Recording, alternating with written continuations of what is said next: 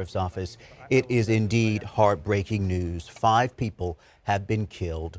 We understand that a father is accused of opening fire and killing his 3 young children, all under the age of 15 years old, and then taking his own life. There is a 5th victim who has not yet been identified.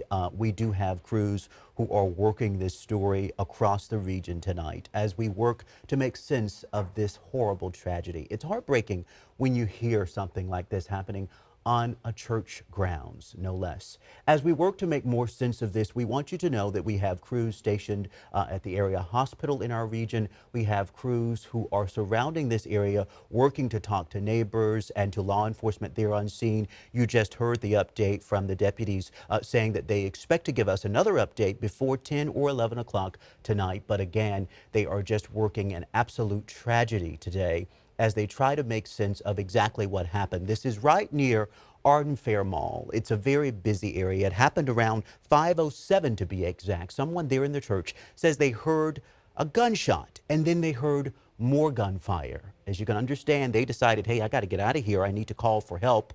They called the law enforcement and they responded to see this horrible news that 5 people have lost their life in a shooting, including that suspect in this case. As we work to try and learn more, understand that this is all coming in as we speak. Our Morgan Reiner is there on scene, and so things, of course, can change as we learn more. But again, this is just a very tragic story. Our Morgan Reiner was there as the sheriff's office was giving that update. Let's go out to our Morgan now.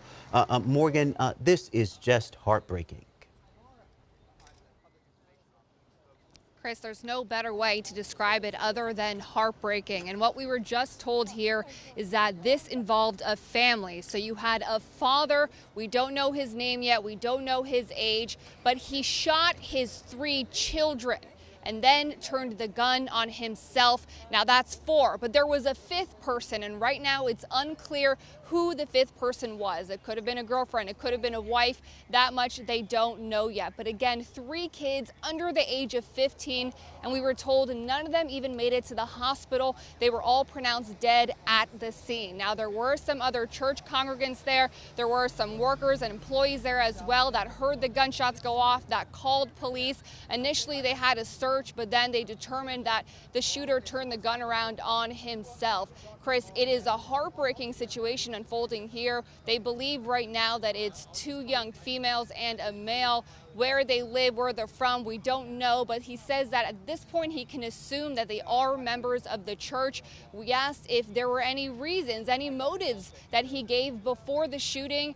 At this point, again, that's still unclear. No one heard him say, this is why I'm doing this. A lot to learn from all of this unfolding. We're going to get more updates throughout the night. Right now, we're at a Home Depot about 2 blocks away from the scene where they have a huge command center staged here with ambulance, fire trucks, police officers, sheriff's deputies, you name it. This was an all-out response to that shooting at the church. Was trying to stress is that this was done because it was such an active situation. They were still trying to make sense of exactly what happened. And so you had agencies really responding from across the region. Again, stay with us on air and online as we learn more information about this breaking news. We'll be right back after just a quick break.